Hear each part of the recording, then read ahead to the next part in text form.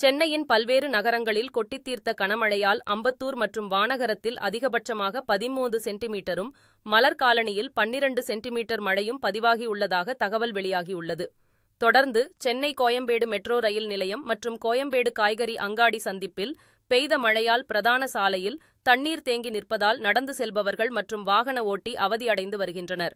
மேலும் மாநகராட்சி ஊழியர்கள் சாலையில் தேங்கி நிற்கும் தண்ணீரை அப்புறப்படுத்தாததால் அவ்வழியாக செல்லும் வாகனங்கள் விபத்துக்கள் ஏற்படும் அபாயம் உள்ளதால் தண்ணீரை விரைந்து அப்புறப்படுத்த வேண்டும் என பொதுமக்கள் கோரிக்கை விடுத்துள்ளனர். தொடர்ந்து கொட்டித் தீர்த்த கனமழையால் சென்னை விமான நிலையத்தில் Bhubaneswar, Kozhikode, Madurai, Vijayawada, Hong Kong, Malaysia, Bangkok போன்ற 7 விமானங்கள் தரை இறங்க முடியாமல் நீண்ட நேரமாக வானில் வட்டமடித்தன. மேலும் மழை, சூறைக்காற்று வேகம் குறைந்த பின் விமானங்கள் ஒன்றன் பின் ஒன்றாக தரை இறங்க அனுமதிக்கப்பட்டதாகவும் திருப்பி அனுப்பப்பட்ட விமானம் சென்னைக்கு திரும்பும் என்று அதிகாரிகள் தெரிவித்தனர். இதனையடுத்து ஆவடி அடுத்த சேக்காடு பகுதியில் உள்ள ரயில்வே சுரங்கப்பாதை மழைநீரில் மூழ்கிய நிலையில் காட்சியளிப்பதால் அப்பகுதியில் வசிக்கும் பொதுமக்கள் பெரும் சிரமத்திற்கு ஆளாகி வருகின்றனர். தொடர்ந்து இங்கு தேங்கியிருக்கும் நீரை வெளியேற்றுவதற்கு நீர் இறைக்கும் ராட்சத மின்மோட்டார்கள் மாநகராட்சியால் அமைக்கப்பட்டு நீர் வெளியேற்றப்படுகிறது.